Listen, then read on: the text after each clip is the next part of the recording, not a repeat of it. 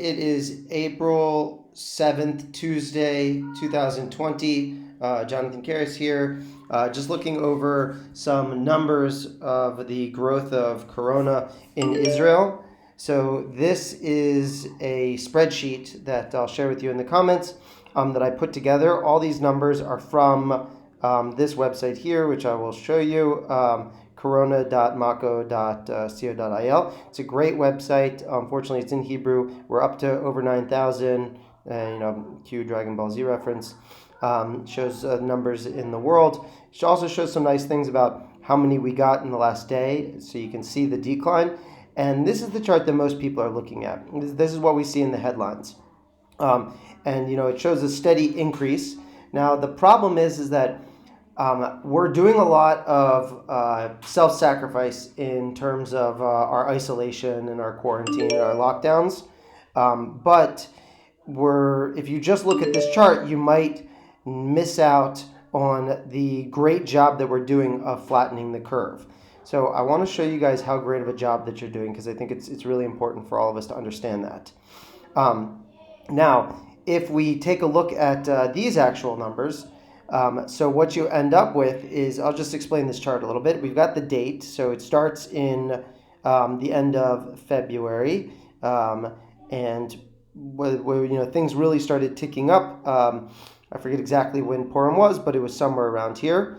And we're also then measuring the total cases, and then how many more we gained in the last 24 hours, and then what percentage growth that represents. So if we went from 100 to 143, so that's 43% growth. And then also over 2 days. So how many we have today, looking at how many we had 2 days ago, so you can see the equation right here. So that represents our 2-day growth.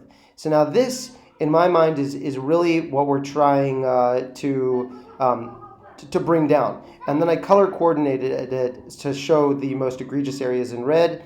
And you can see a clear trend line as to how things are getting better. So let me just drag this date over so I can just quickly make, too much, I can quickly make a chart.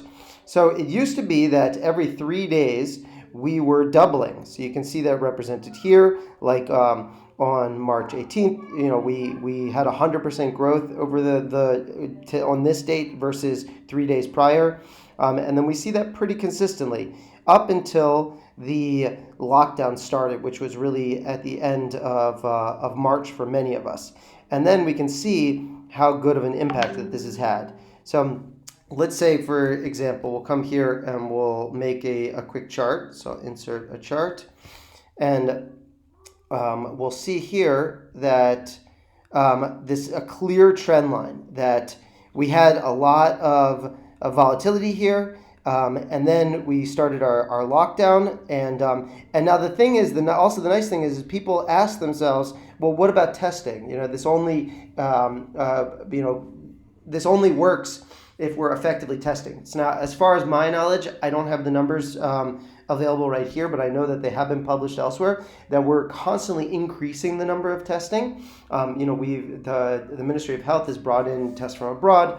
And we're getting better at the testing. We've set up the drive-through tests. So we are increasing the testing. So we do have what to rely on with these numbers. And we're seeing here that while during the majority of the month of March, we were doubling every 3 days, represented by the 100% growth over a 3-day time period. Since the lockdown, we've drastically decreased this. And if we let's swap this out for the 5-day chart, and we'll show what this looks like. Insert a chart here, and we can see that this is even more clear. Look at this. Yeah, I know there's a 0 here. Just get out of my face. That we were every 5 days 150% growth.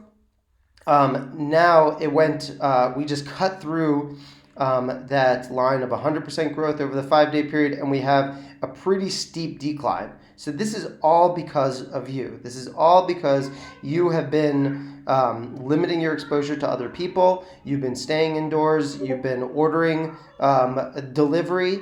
And there's a clear trend here that this is just going down. So I look forward to seeing what this is going to look like, in another 2 weeks. So, we're going to beat this. I'm very excited about the news. I think that while socially we might have, a lot of challenges ahead of us, I think that we're in a much better position than we were, 3 weeks ago. And everybody should be healthy. Everybody should have a wonderful Passover, which is the holiday of redemption and freedom.